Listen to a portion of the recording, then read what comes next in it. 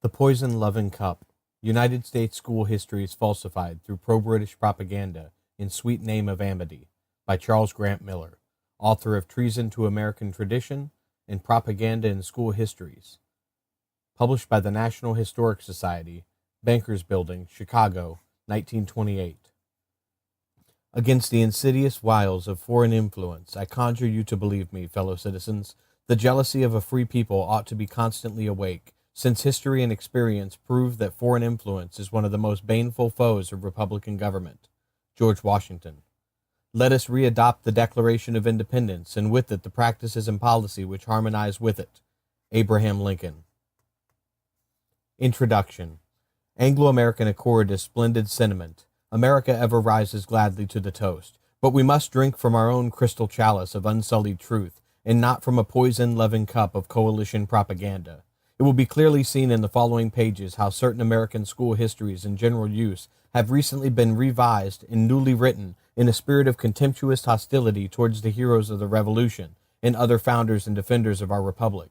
It will be seen how 10 revisionists in their altered text diversely pervert and distort, jumble and confuse, minimize or omit many of the vital characters, events, and ideals hitherto held sacred and essential in American history, but all unite in close conformity to a topical outline designed for the promotion of British-American Union.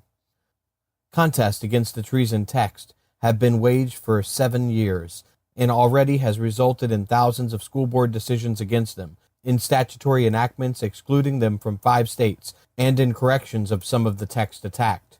And yet American children in most public schools today are taught not the American version of our country's history, but the British versions. This is a grave indictment, and the charges are not made loosely. They, in every instance, are specifically presented with direct quotations, page references, and every aid to either disprove or verification.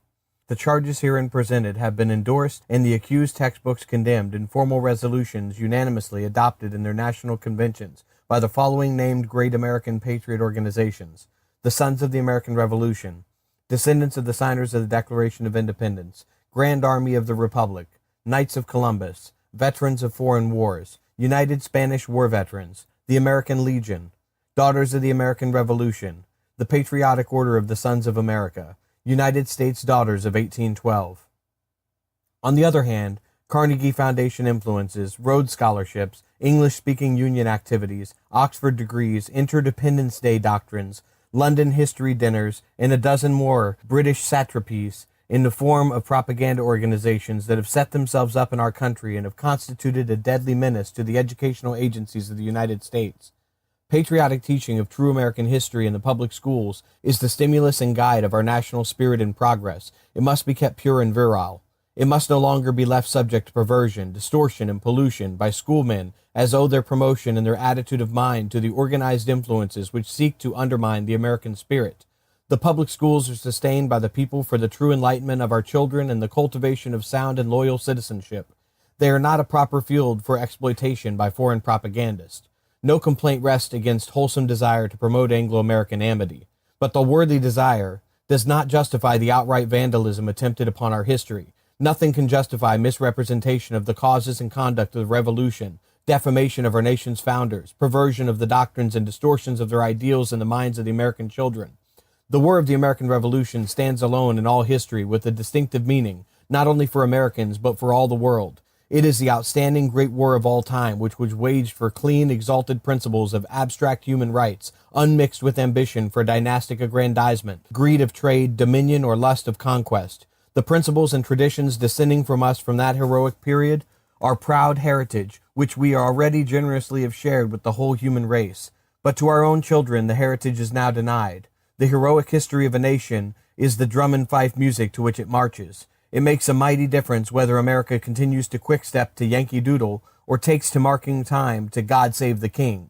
The true history of the heroisms, sacrifices, principles, ideals, traditions, and purposes upon which our republic was established must stand. We must not let it be destroyed. We show ourselves unworthy of our priceless heritage from the fathers if we do not preserve it sacredly in trust and transmit it unimpaired to posterity.